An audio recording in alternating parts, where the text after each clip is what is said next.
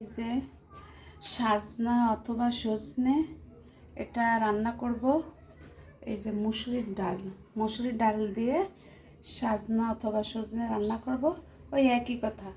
আর এই যে পেঁয়াজ আর কাঁচামরিচ রসুন কাটা আছে, আর হলুদ মরিচ লবণ দিয়ে তো রান্না করব তেল দিয়ে। আচ্ছা, পরে দেখাবো। এই যে তেলটা দিয়ে দিলাম, তো একসঙ্গে সব কিছু দেবো যেহেতু প্রেশার কুকারে দিচ্ছি। এই যে কাঁচামরিচ পেঁয়াজ ওই আছে, তারপরে হলুদ,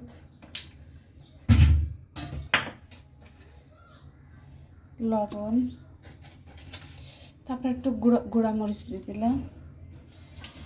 তো এখন এবার সজনে অথবা সাজনা দিয়ে দেবো।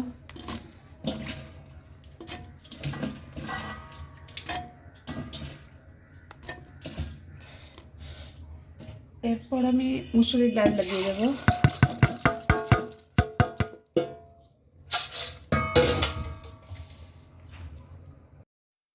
এই যে এর ভিতর সব মিক্সড করে দিলাম, নাড়াচাড়ায় মিক্সড করে দিছি।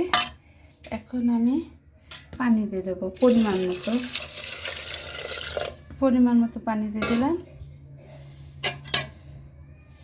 তারপরে প্রেসার কুকার মুখ আটকায় দেব।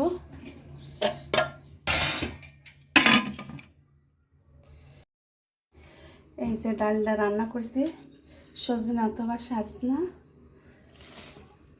শুকনা করে, এটা বেশি ঝোল, ডালটা বেশি করিনি, অনেক শুকনা চচ্চড়ি, অনেকে বলে চচ্চড়ি, আর আর আর কেউ বলে শুকনা, যে যেটাই বলে, যাই হোক সজনে অথবা সাজনা দিয়ে মুসুরির ডাল দিয়ে শুকনা গা মাখা চচ্চড়ি অথবা শুকনা, ওই যে যেটাই বলুক, খেতে মজা আছে, খুব টেস্ট। অবশ্য আমি এখনও খাইনি, রোজা, রাতের বেলা খেয়ে দেখবো। দেখলে মনে হচ্ছে খুব টেস্ট হবে। একবার খেয়েছিলাম, তাই বললাম টেস্ট আছে। আচ্ছা, সবাই ভালো থাকবেন, বাই।